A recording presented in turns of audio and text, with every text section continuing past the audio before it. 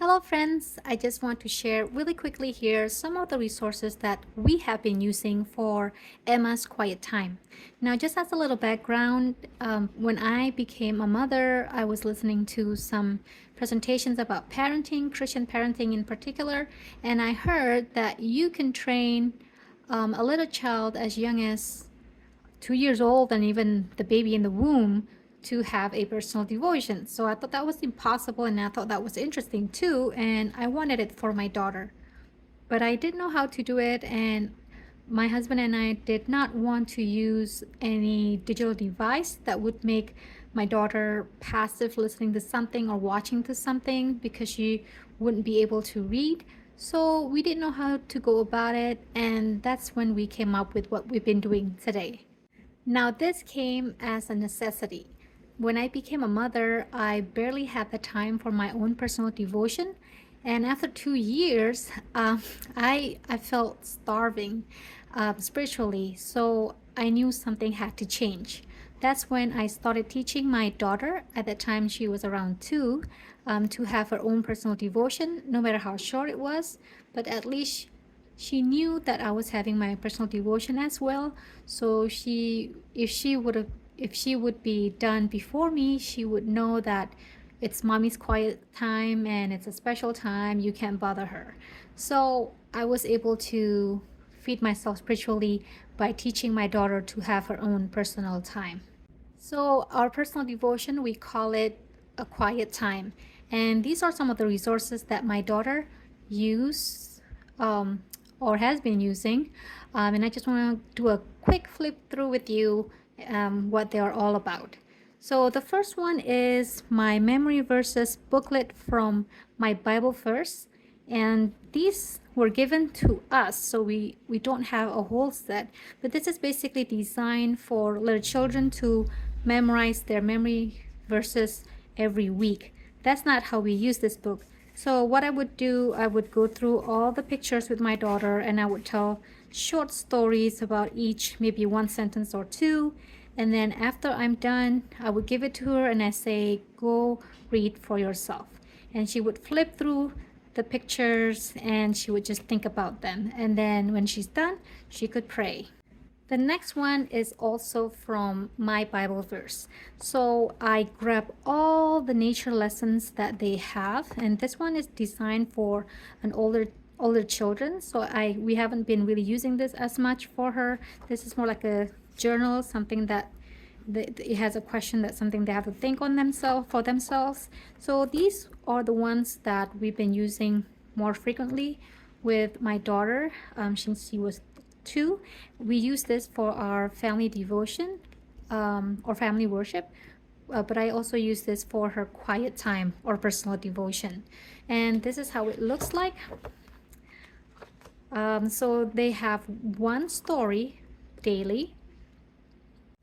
So these stories are actually designed for a weekly lesson, but we use it for family worship or her quiet time, as I said. And so it starts off with a Bible verse and then a little reading about nature, and in this case is about rabbits.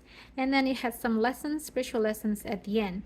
So how I would use this for her quiet time, I would read this the Bible verse first, and then I would read this, and sometimes I modify it to her level, and then that's it. After I'm done reading, I give this page to her and ask her to look at the pictures and think about what I've read.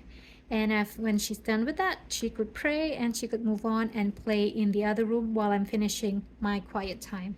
And sometimes she would love one story that she would want the same story to be told or to be read to her almost every day for weeks and weeks and weeks, feels like. And that's okay. I want her quiet time to be her personal time.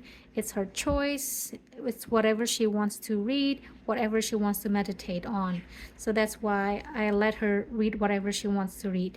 And sometimes she would ask me to read one or two, and that's okay also, as long as I have the time. Otherwise I would just tell her, no, I only have this many minutes to spend with you. So here's a quick flip through of what's inside, and this is about cats, leaves, things that are simple. Um, and this one is called Nature Lessons for Little People. So this series is designed for little children. And the next one is Lessons on Living for Jesus. So they have, I think, 3 books on each series, if not 4, I don't remember. And also this one is Lessons from God's second book, so for a little bit older children. So it progresses on each series. So I'm gonna link my Bible verse here so you can check them out yourselves. The next ones, these are the most current and the ones that she is reading more often lately is this Learning Bible Stories is Fun with Arch Books. So these are, at the beginning, my mother-in-law gifted us a few books of these, and I started reading this to her, and she loves it. So we bought some more, and I can't tell you where to buy this because she bought it from a Christian bookstore in Green Bay, Wisconsin. I haven't seen them anywhere else. I haven't looked online either, but it's by Concordia Publishing House, www.cph.org, and it's Arch Books. And they're not very expensive either, about $3.49 each book. So it's basically a story, a Bible story. This one's particularly Jesus Walks on Water, and then it's just full of pictures and also some reading that rhymes, so it's easier to remember. And then it just goes through the story just like that. And my daughter loves this book that she sometimes read the same book over and over every day for weeks, and that she finally memorizes the whole book. I think what makes it easier to remember is because it rhymes and it's simple, and also the way I read it also helps her to remember, I think. So how I would use this with her is the same with the rest. I would read this once, and then I would give this to her and ask her to read it on her own. She basically just looks at the picture, and she sometimes recites the paragraphs or even the whole book when she has memorized them. And then when she's done, she closed the book, and sometimes she would read it to her animals, her stuffed animals. And when she's done, she closes her quiet time with a prayer, and she goes her way and plays somewhere else while I'm finishing my quiet time. Another aspect of our quiet time is reciting our memory verses or reviewing our memory verses. And this box comes from my Etsy shop, Butter and Honey, and you can get this box there. But the system is basically from Simply Charlotte Mason. So it's a box with tabs. This is a very big box, and we have not filled it up with verses, as many verses as we should yet.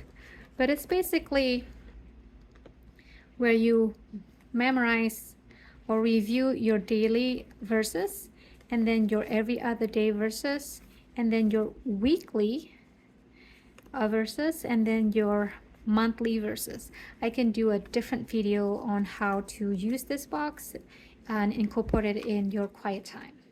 So that's basically how Emma does her quiet time with me. I would do it with her.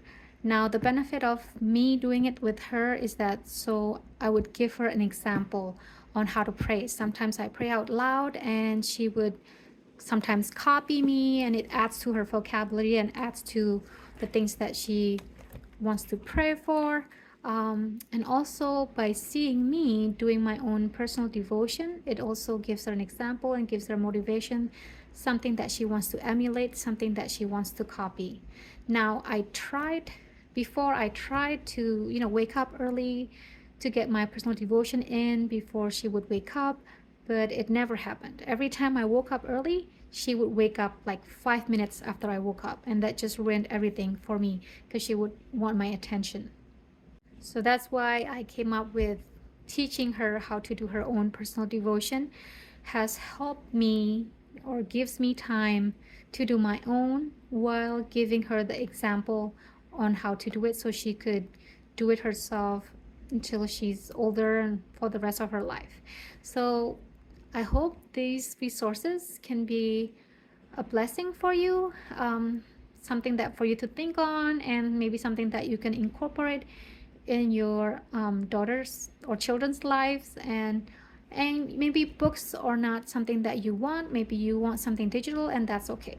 But if you prefer something that is books, more book related instead of something digital, here are the resources that I have used, and I know they have worked for my child, and maybe it might work for you.